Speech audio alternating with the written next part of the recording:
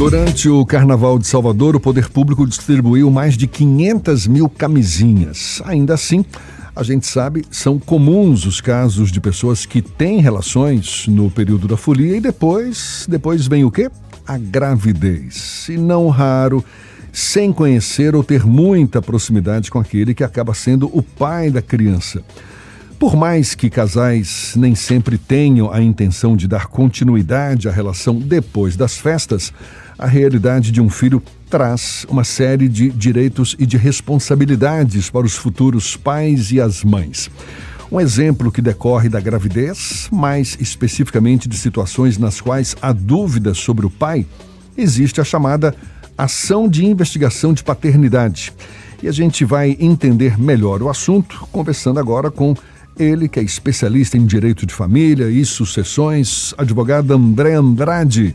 Um prazer tê-lo aqui conosco mais uma vez. Bom dia, André. Bom dia, Jefferson. Bom dia a todo mundo que está em casa, no carro, ouvindo. Um prazer estar aqui novamente. Diante de relações efêmeras, como muitas das que ocorrem durante o Carnaval, como que essa chamada ação de investigação de paternidade pode ajudar aqueles que têm dúvidas sobre a filiação, não é? Filiação decorrente de uma festa como o Carnaval, por exemplo, André? Perfeito. Essa ação ela pode ser muito importante, mas eu vou até chamar a atenção que antes dessa ação pode ter uma outra ação que as pessoas sabem menos, que pode ser bem relevante. Porque quando a gente fala de uma investigação de paternidade, a gente sabe que para qualquer criança, ter ali o registro do pai é algo essencial. Ter a presença, de preferência, infelizmente não são todos que têm esse nível de responsabilidade, mas a gente tem que dar essa oportunidade, porque a presença ela é essencial, mas também um apoio financeiro. E aí a investigação de paternidade ela vai muito para você poder exigir e até informar o pai de ter todos esses direitos, mas antes dela, a justiça ela já tem deferido o que a gente chama de alimentos gravídicos, que são os alimentos para a mãe. Quando a gente fala de uma mulher que está grávida, isso gera uma série de custos.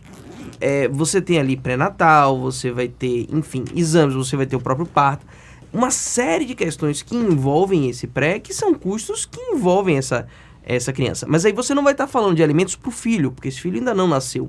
Você vai estar falando de alimentos para a mãe e uma divisão desses custos. E a mãe pode sim entrar com um processo contra o pai para pedir esses alimentos. Você está citando aí esses alimentos gravídicos, não é? Como um direito da mulher gestante. Como é que esses alimentos são calculados? Quais são, por exemplo, as despesas que eles abrangem, considerando o contexto de uma gestação decorrente de um carnaval? Perfeito. E aí vale o que a gente fala sempre para qualquer questão de alimentos. Quando a gente fala de alimentos, de pensão, a gente tem dois fatores que a gente leva em conta. Possibilidade de quem vai pagar e necessidade de quem vai receber. Muitas das vezes, quando a gente vai entrar com um processo, porque isso vai ter que ser definido na justiça, para ter ali uma validade legal. O acordo de boca ele não vale, ele não pode ser cobrado, né?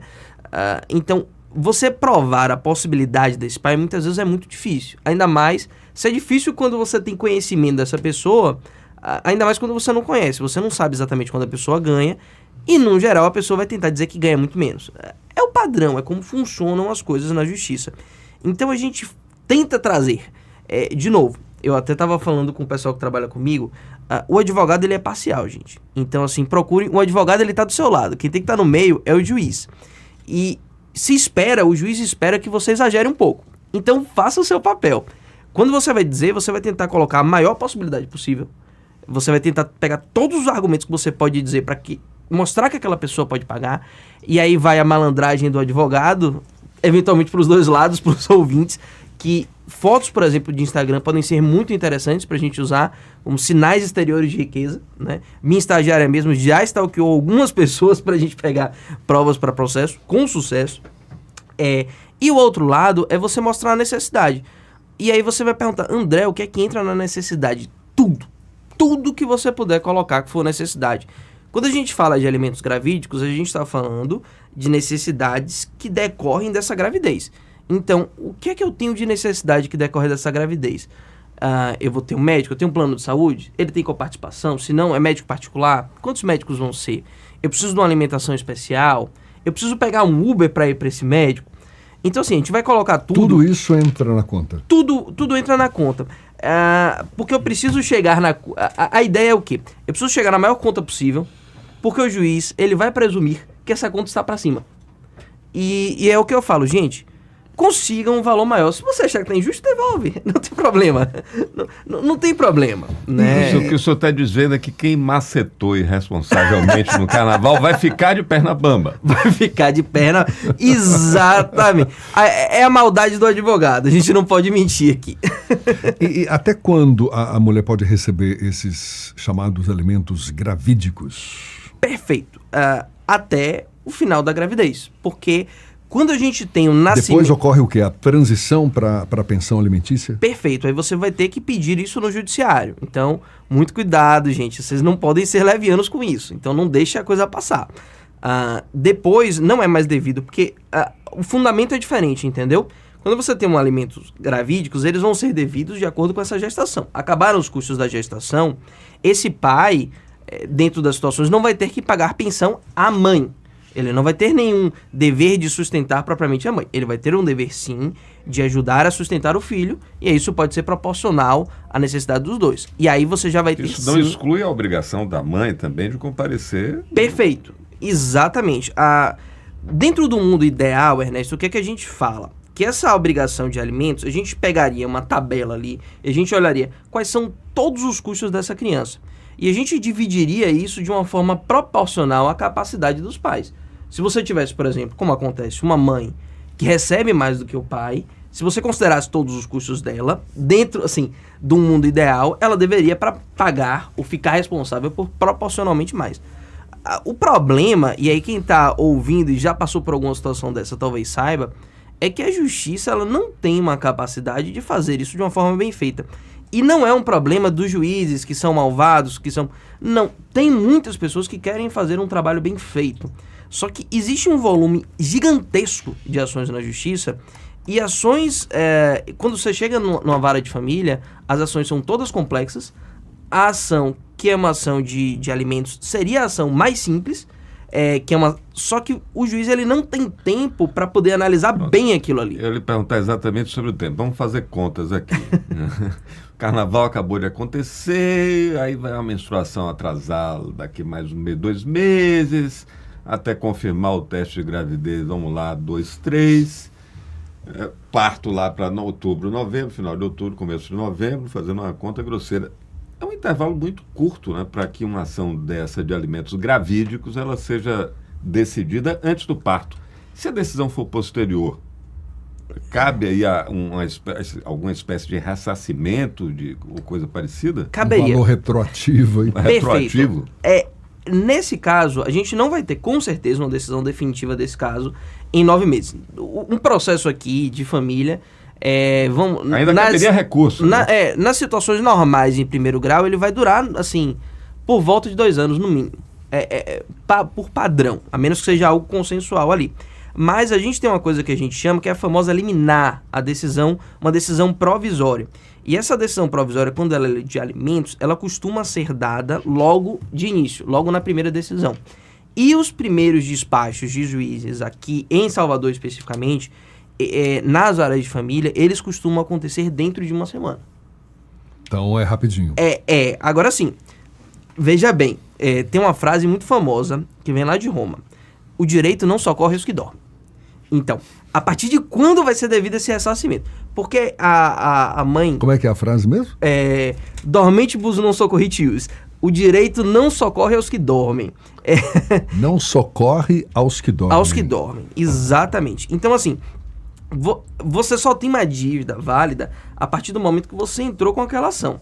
Então, conta a partir da citação. Então, eu tive a citação do processo, a partir desse momento eu posso fazer essa cobrança.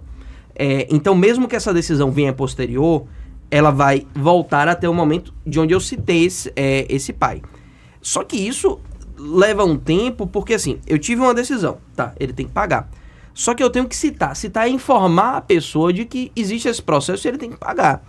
E, no geral, quando você está falando ali de uma relação de carnaval, o ouvinte que eventualmente tenha passado por uma situação dessa, imagino que não tenha tirado foto da CNH ou do RG da pessoa. Pegou. Gente, peraí, Nem antes da guardou gente. material genético para usar com prova depois. Às vezes não pegou nem o telefone. Exatamente. Então, assim, gente, não tenho tempo para camisinha, mas vamos tirar uma foto aqui da sua CNH. Peraí, um comprovante. Mande um comprovante de residência aí pro meu e-mail, antes de tudo. Não dá, né? Então, assim, a gente tem uma realidade que ela vai sendo mais difícil, porque não adianta, é aquele famoso, ganhou, mas não levou. E agora, essa falta de cuidado, às vezes, é fatal, né? Porque, e até para a gente encerrar, André, a legislação brasileira, ela permite ajuizar essa ação de investigação de paternidade, mesmo sem que você tenha, digamos, todas as informações do suposto pai, não é verdade? Explica para a gente como que a localização do genitor pode ser realizada e qual o papel também da citação por meio eletrônico nesse processo. Excelente, Jefferson. Inclusive, quem está ouvindo, se está passando por alguma dificuldade num processo, ouçam, porque essa dica vale não só para os pais, mas vale para qualquer processo na justiça, e essa pode ser uma grande dificuldade, que é você achar a pessoa. O direito, ele traz a nossa legislação que você não ter todos os dados que seriam necessários ali para você entrar com o processo, que é o nome completo, CPF, qualificação da pessoa, endereço. Mesmo que você não tenha isso não pode impedir o seu acesso à justiça. E aí você vai tentar chegar a esses dados.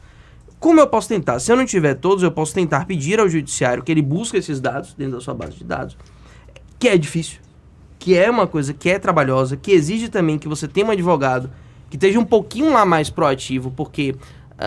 vai demandar um trabalho a mais. Vai demandar um trabalho a mais da justiça. Uma forma que facilitou muito hoje, especialmente com a pandemia, já se difundiu a citação por WhatsApp. Então você pode fazer encontrar esse pai, informar ele do processo através do WhatsApp. O WhatsApp é mais fácil as pessoas trocarem. Então, é a grande forma. Então, é importantíssimo que você coloque esse número e peça para que isso seja feita a citação por WhatsApp. Mas tem um truque, porque assim, para ser considerada uma citação válida pelo WhatsApp, a pessoa precisa confirmar o recebimento. Então, eu precisaria ter ou aqueles 2 tracinhos azuis, ou que a pessoa respondesse. Pelo amor de Deus, não estou dando dicas para quem quer fugir da citação. E essa citação, e você está falando da tal citação por meio eletrônico? Isso, exatamente. Que ela tem a mesma validade e hoje, inclusive, virou muito mais a regra. Porque é muito melhor para o sistema judicial do que eu ter que ter um oficial de justiça que vai tentar ir na casa da pessoa, a pessoa vai dizer que não tá, para poder achar. Isso demanda muito mais tempo. Então contar a gente consegue... com a boa vontade do oficial de justiça. Então assim, para ele mandar uma mensagem no WhatsApp é muito mais rápido e a gente consegue justamente resolver muitas vezes a preocupação do Ernesto. Porque deu essa decisão. Se eu consigo fazer uma citação por WhatsApp, isso pode acontecer em poucos dias, eventualmente, né? É possível que isso aconteça em poucos dias. Se eu tenho que ir no endereço da pessoa procurar, já às vezes é mais complicado. Para não ficar com essa perna bamba, com o impacto do choque que vai receber depois, ter o cuidado necessário. Mas olha, valeu a conversa. André Andrade, especialista em direito de família e sucessões, advogado, sempre muito prestativo aqui conosco. Muito obrigado, André.